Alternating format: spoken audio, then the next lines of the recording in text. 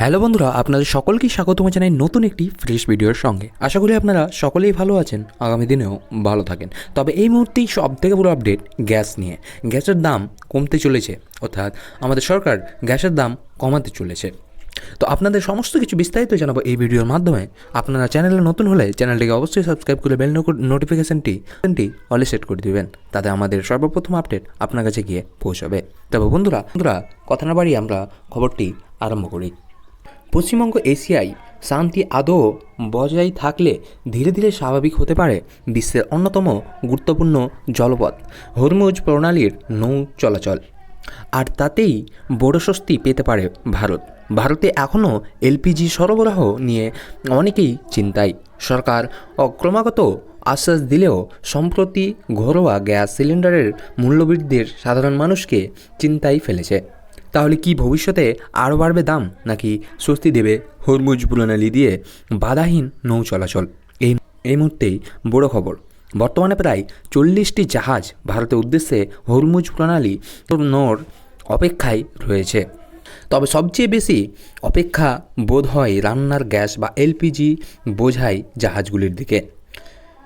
বিশেষজ্ঞদের মতে মধ্যপ্রাচ্যের সংঘাতের জেরে ভারতের এলপিজি আমদানি ধাক্কা খেয়েছে, ফলে এখন দ্রুত মজবুত পুনর্গঠনের প্রয়োজন দেখা দিয়েছে।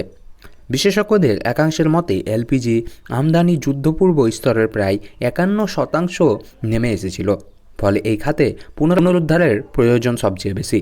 ফেব্রুয়ারির শেষ দিকে মধ্যপ্রাচ্যে সংঘাত শুরু হওয়ার পর থেকেই হরমুজ প্রণালীতে জাহাজ চলাচল মারাত্মকভাবে ব্যাহত হয়। বহু জাহাজ আটকে পড়ে সরবরাহে বিলম্ব ঘটে এবং বিশ্ব জ্বালানি বাজারে অনিশ্চয়তা তৈরি করে।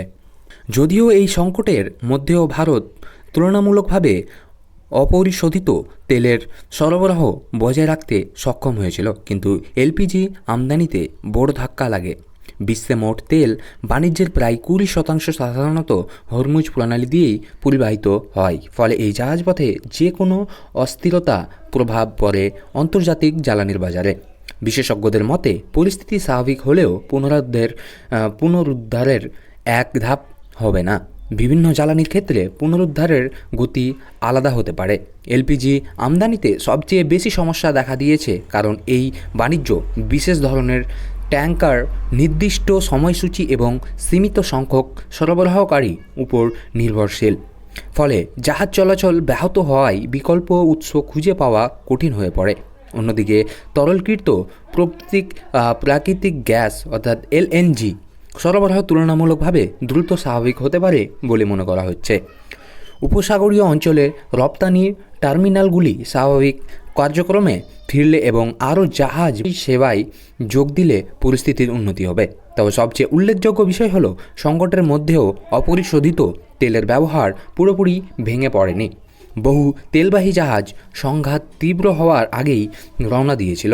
পাশাপাশি উৎপাদক দেশগুলি অপরিশোধিত তেল রপ্তানিকে অগ্রাধিকার দেন এবং ভারতীয় রিফাইনগুলিও একাধিক উৎস থেকে তেল সংগ্রহ করতে সক্ষম হয়। ফলে তেল আমদানির গতি কিছুটা কমলেও তা কখনো সম্পূর্ণ থেমে যায়নি।